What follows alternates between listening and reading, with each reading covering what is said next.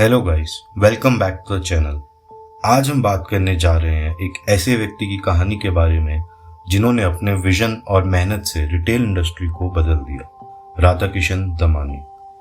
डीमार्ट के पीछे का सफर, स्टॉक मार्केट से लेकर रिटेल सक्सेस तक का सफर। आज का एपिसोड आपको इंस्पायर करने वाला है, तो चलिए शुरू करते हैं। राधाकिशन दमानी का नाम आज हर स्टॉक मार्केट और रिटेल इन्वेस्टर के लिए एक मिसाल है। लेकिन क्या आप जानते हैं कि इस सफर की शुरुआत एक छोटे स्टॉक मार्केट इन्वेस्टर के रूप में हुई थी। दुनिया को स्टॉक मार्केट के मैदान में नए रास्ता दिखाने से पहले दमानी अपने फादर के स्मॉल बॉल बेयरिंग्स बिजनेस को मैनेज करते थे, लेकिन उनका दिल स्टॉक मार्केट में था। ये वो वक्त था जब उन्होंने स्टॉक मार्केट के दौर में अपनी जगह बनानी शुरू की। हर्षद मेहता के टाइम में जब सब लोग स्टॉक मार्केट में स्पेकुलेटिव ट्रेडिंग कर रहे थे, दमानी ने एक अलग रास्ता चुना। उन्होंने सोचा कि वैल्यू इन्वेस्टिंग ही एक सस्टेनेबल तरीका हो सकता है स्टॉक मार्केट में सफलता पाने का। दमानी ने हमेशा लॉन्ग टर्म इन्वेस्टमेंट्स को वैल्यू दिया, जहां वो कंपनीज के फंडामेंटल्स को देखकर इन्वेस्ट करते थे। ये उनकी स्ट्रेटजी ही थी जो उन्हें एक बड़े नाम के रूप में उभरने में मददगार रही। लेकिन स्टॉक मार्केट में सफलता उनके लिए काफी नहीं थी। राधाकिशन दमानी ने रिटेल इंडस्ट्री में अपना कदम रखा और डीमार्ट का जन्म हुआ।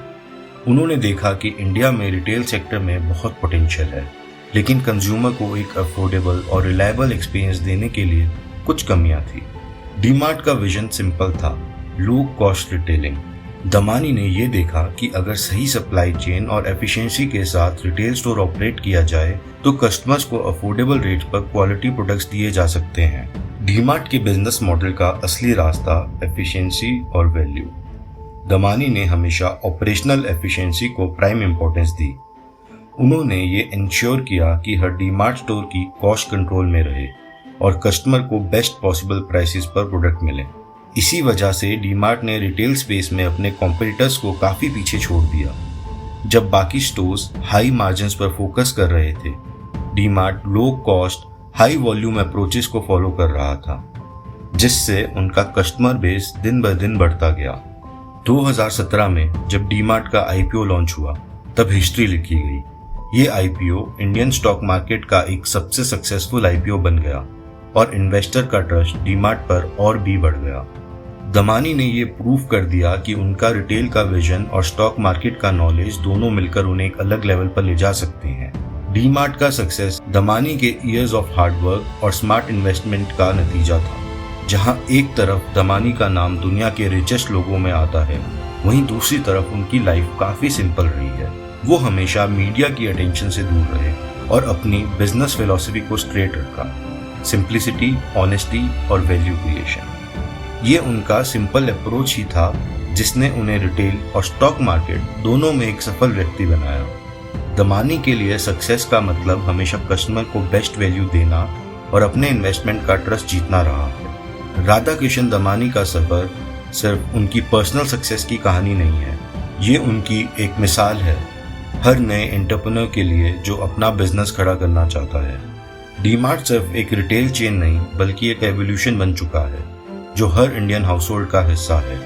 दमानी का विजन, उनका पेशेंस और उनका ऑनेस्ट अप्रोच हमेशा उनके एक इंस्पायरिंग फिगर बनाए रखेगा। आज उनका नाम ना सिर्फ स्टॉक मार्केट में बल्कि रिटेल की दुनिया में भी गोल्डन लेटर्स में लिखा जाता है।